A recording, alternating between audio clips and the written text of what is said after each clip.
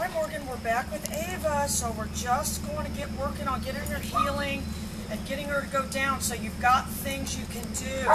Everybody at home, when you've got a dog like this that's acted that violently towards other dogs, you've got to compress that dog and decompress it as the training goes on, and the opposite of what you would normally do. But I cannot allow this dog to act on its every impulse of attacking other dogs, because regardless of what people say, these dogs have what is defined as a ruinous method of attack that is not like you see in other breeds. And there would be just this dog, and this dog is very, very different from that Sadie, in that Sadie was really acted out of a lot of anger and violence. This dog is acting more out of predatory, because when you told me, Morgan, that she does that high-pitched screaming and all these things, that's a predatory behavior. That's less of the angry thing, more as it's viewing the other dogs, and that's why it's more targeting small dogs as prey. So we're just going to do the walking back and forth. I don't have my sound box collar on just because I don't want to compress the dog anymore. We're going to slowly decompress this dog.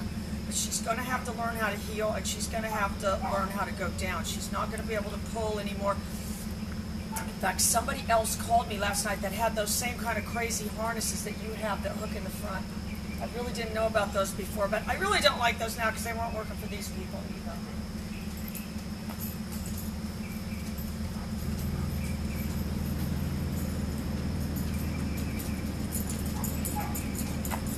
This dog has got the idea of resisting the leash.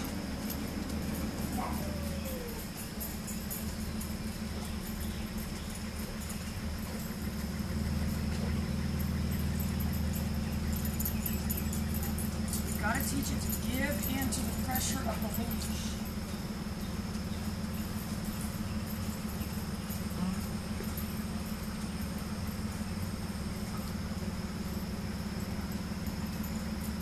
What I'm doing is doing that pager on every turn.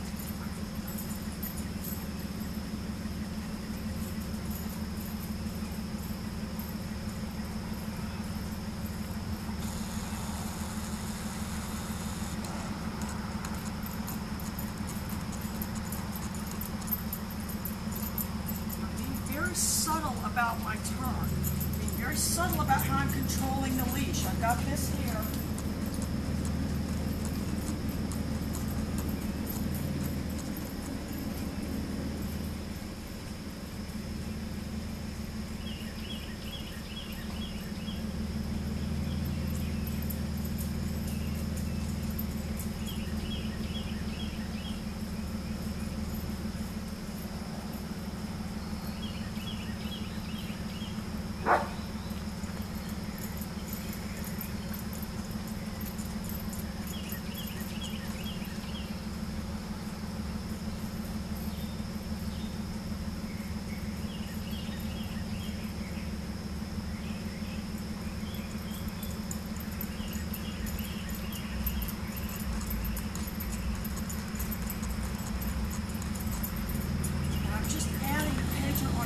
I'm spinning silently on my heels, though.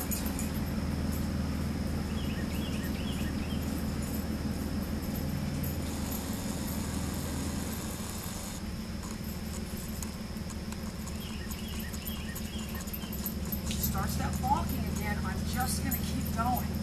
That is very, very calming. Go back and look at Delbert the deaf dog. That was his initial thing, too. I don't know how much experience he had on the leash, but when he decided he didn't want to go, and it is very common for dogs that pull, once you take that option away, they balk.